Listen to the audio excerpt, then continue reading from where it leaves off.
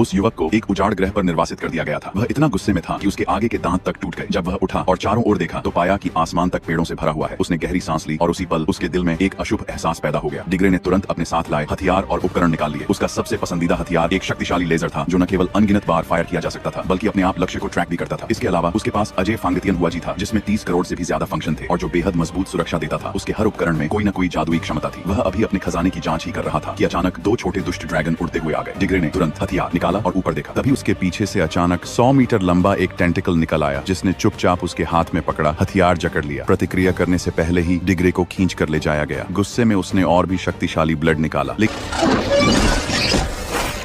लेकिन जैसे जैसे टेंटिकल्स की संख्या बढ़ती गई वह संभाल नहीं पाया। पैर फिसलते ही वह फिर से खींच लिया गया। नाजुक पल में उसने अपनी जादुई शक्ति निकाली और एक ही वार में टेंटिकल को चकनाचूर कर दिया। जब वह उठा और चारों ओर देखा तो दंग रह गया। हजारों लाखों टेंटिकल्स ने उसे घेर रखा था लेकिन उसे जरा भी डर नहीं लगा। उसका ब्लड कत्लेआम करने लगा। डिग्रे और भी साहसी होता गया और उसने रैज मोड चालू कर दिया।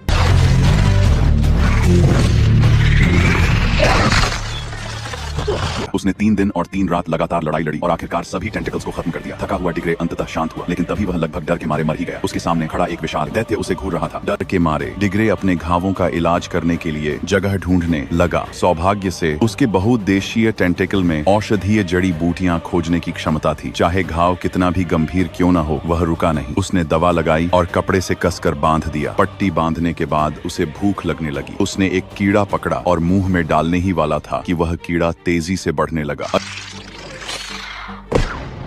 अच्छा हुआ कि डिग्रे सतर्क था वरना वह फटकर मर भी सकता था। इसके बाद वह जंगल की खोज में आगे बढ़ा। हर कदम बेहद सावधानी से रखना पड़ता था। किसी भी पल कोई खतरनाक जानवर सामने आ सकता था। वहाँ ऐसे फूल भी थे जिनमें जहरीली सुइयां भरी थीं। जरा सी लापरवाही में शरीर में हजारों छेद हो सकते थे। वह इन पौधों को लेकर चिंतित ही था कि अचानक एक महिला की चीख सुनाई दी। वह असल में एक अत्यंत बुद्धिमान नकली रोबोट थी। वह डिग्रे को पास के खतरे के बारे में चेतावनी दे रही थी। उसने ऊपर देखा और एक ड्रैगन उड़ता हुआ दिखाई दिया।